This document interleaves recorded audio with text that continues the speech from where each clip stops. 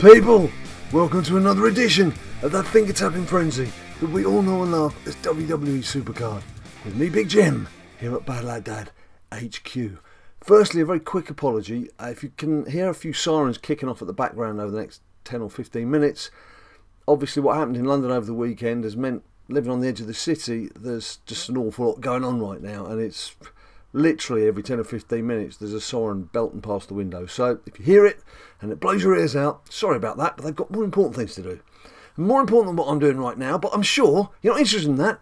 What you want to see is a bit of the old finger-tapping frenzy, WWE SuperCard. Now then, what have I been doing over this weekend? Did I get Jinder Mahal? When you last saw me playing this wonderful game, I was struggling a bit because I'd been away, I'd been out of London, I didn't get back till Saturday afternoon, so I only had a day and a half to tackle the event. So let's just have a look and see. Well, as you can see under combinable, it's a bit of a clue. There's Jinder number 1, and there's Jinder number 2. And would you believe, we're going to have to take my word for it, well, I think I did take a picture, so I do have proof, but would you believe I managed to complete it with 7 minutes to go on Sunday evening. Well, for us in the UK, it's 2 AM Monday morning. So 7 minutes, it was pushing it close, but I did it. I wasn't that sure it's going to happen, but it did. So I'm glad I made the effort in the end. I've got the card, but as you can also see, I have Goldberg here, who I believe is now ready to go.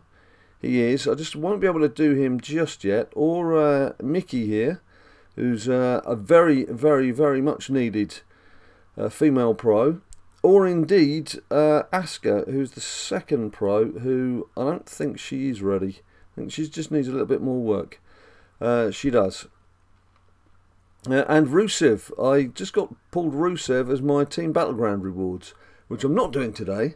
But what I am doing today, because we've just started a new TBG, is a King of the Ring.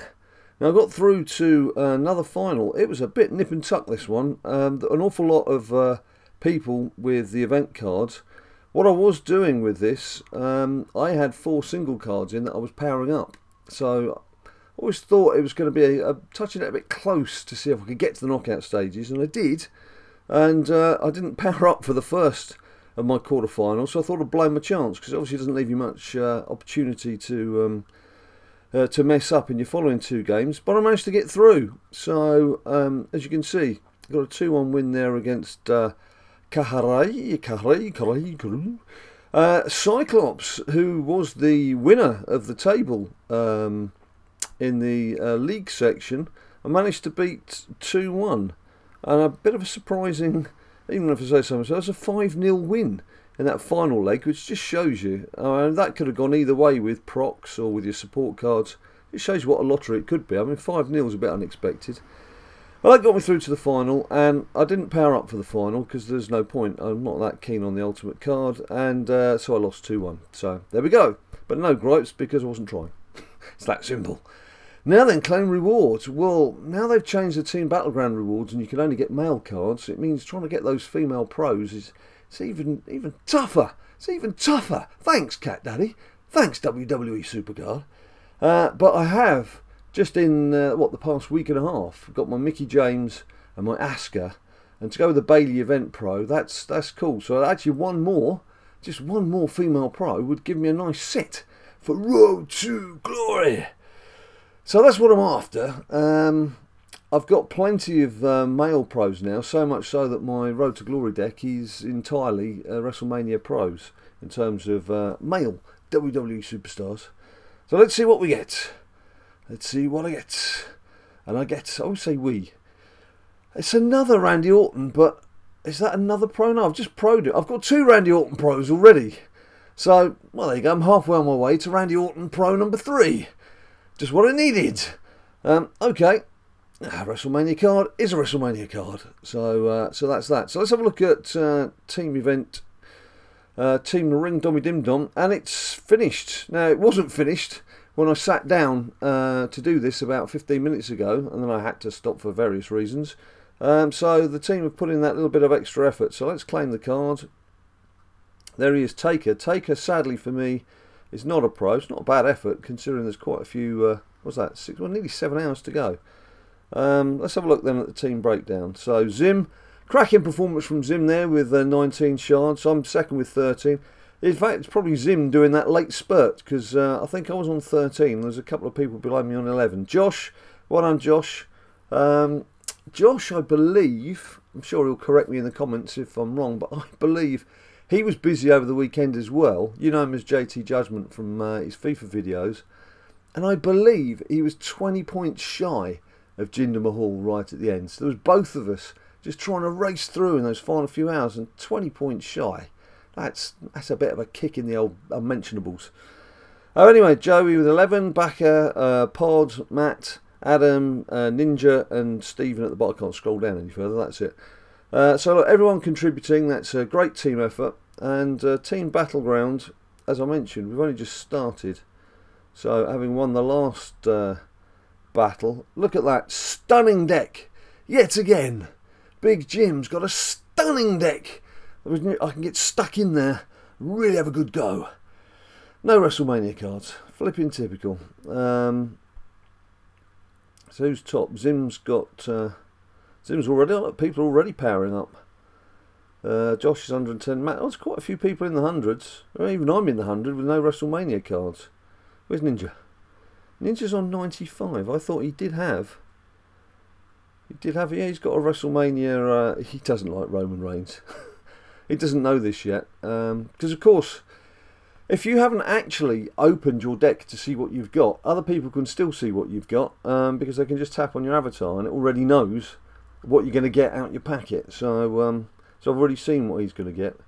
A bit of chat, which is probably our lot, just saying, it's just our lot saying good luck in a friendly way, apart from one of our teammates pulling the leg of the others, which is the kind of way we rock in Team BadLadDad. That's what we like to do.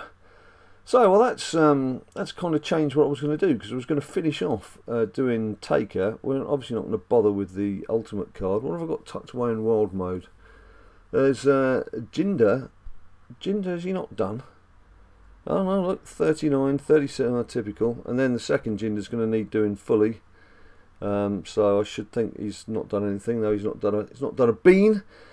There's that Randy Pro, second Pro that I've only just done. So obviously I've got another Randy card to look after, and Seth. Let's just do a couple of matches along these lines. Right, Extreme Rules. What did you make of Extreme Rules? A bit of a divided opinion in the BadLadDad camp. I know Ninja quite enjoyed it. He originally was thinking that, I mean, we like to give a little rating, just give you an idea on what people are thinking. I like to give it a little bit of a rating, and I was thinking sort of 5.5, 6 out of 10 personally. And Ninja was like torn between a 7 and an 8. I think he settled on a 7 in the end, but I think he was a bit swayed by my rather negative attitude towards it. I like Miz getting the title. I think Miz is very entertaining. The 5-man match, I really wanted Finn Balor to win that, and if it wasn't going to be Finn, I was looking towards Seth. I know I can see why Samoa Joe has got it, and I can see that him against Brock Lesnar is going to be one kind of meaty encounter. That's two very big men going at it, and it really is putting Samoa Joe on the map. But it wasn't the result that I really wanted, to be honest. I'm a bit on Samoa Joe, you know. At the moment, he's okay. Just not my kind of wrestler, I don't think. Not my kind of wrestler. I prefer the sort of more agile, more artistic, competent. Somebody who can do a full range of skills rather than just bludgeoning their opponent into the ground. Having said that, obviously for his size, he's very athletic. But yeah, so obviously didn't want Roman Reigns. I say obviously. I know there's quite a few of you out there, because you've picked me up on it before. Have said you're Roman Reigns fans, and it upsets you when you hear people criticising him. So you must get upset quite a lot, because he doesn't have too many people being complimentary. I mean, the crowd were booing before his music even started on Extreme Rules. And yeah, and the rest of it was I like Alexa Bliss, but I'm not impartial to a bit of Bailey as well, so I don't really mind who won that. The kendo stick looked a bit vicious. When it's two guys whacking each other, you don't worry about it too much. When it's two women, you're just thinking, oh, should they be doing that? But they obviously didn't care, and fair play to them for getting stuck in. And obviously helps the reputation of women's wrestling if they're prepared to give it their all in such a physical, brutal way. Yeah, as for the rest of it, Neville being Neville again, Britt wins. He's certainly perfecting the look. He's got a bit of a Lucifer look to him, hasn't he? All this like to the camera. Yeah, so I just found it a bit. I didn't feel uplifted. I didn't feel entertained. I think the problem is, we all know. Cover your ears if you don't know. But if you don't hear what I'm going to say, you won't know that you don't know. So you won't be able to cover your ears. So it's a bit like. I'm not going down that road. What I was going to say was, we all know that WWE has help with the storylines. They're following a storyline. It's scripted, so although there are certain things that happen in the ring that perhaps they don't anticipate at times, they're generally following the line, they're following the story, and we all go along with that. We're all happy with that, so long as it's not so flipping obvious what's going to happen. And when I just felt that the whole show was a bit, well, yeah. It's just like nothing really to surprise you. So that's why I couldn't, in fact, thinking about it, I think I should have given it a 5, not even a 6, to be quite honest. In fact, I could almost have just let Ninja Boy tell me what had happened and not watched it for a few hours while I was doing other things, normally gaming. What do you do while you're wrestling? I'm guessing that you do a bit of gaming while you're watching this or listening to me talking nonsense for 10 or 15 minutes. What do you guys do? Do you carry on? Are you doing your own finger tapping frenzies? Do you give it your undivided attention? Do you watch some of these people like Luge who do their little voiceover commentary type pieces and give their opinions, or do you just concentrate on the thing itself? A lot of us here in the UK watch it on a rerun. We tend to record it and then watch it a bit later. I normally will watch something live because I tend to be up at that kind of time of night, UK wise, and then I'll watch it again with Ninja Boy the following day.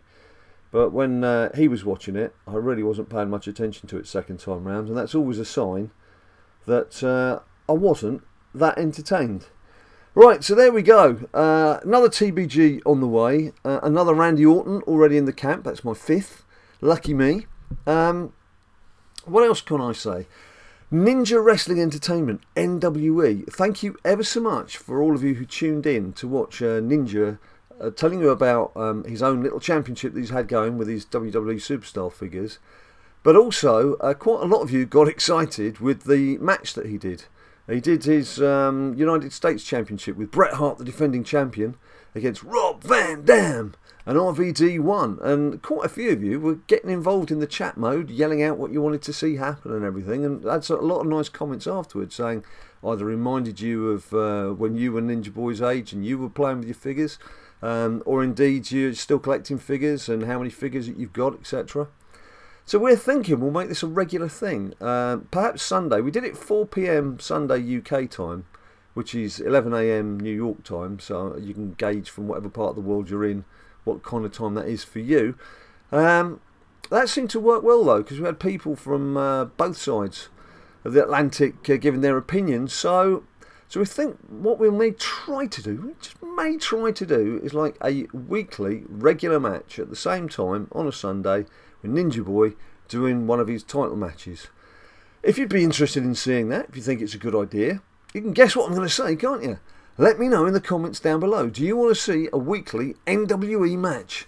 Ninja Boy presents Ninja Wrestling Entertainment, and it'll be a title match, so something that's important, not just one of his general knockabouts. And we can get you guys involved in picking an opponent, or perhaps picking what type of match it should be, that sort of thing. And then you can all get involved in the chat, and I know a lot of you enjoyed the shout-outs that you got as well, because that's a great way of giving some shout-outs when there's some live comments flying through. So let me know your thoughts down below. And so, you know the drill. If you like this video, please whack me a few likes down below. Subscribe if you haven't subscribed and you want to see some more. Don't forget you can follow us on Twitter, Instagram and Facebook. And until I see you next time, you stay cool.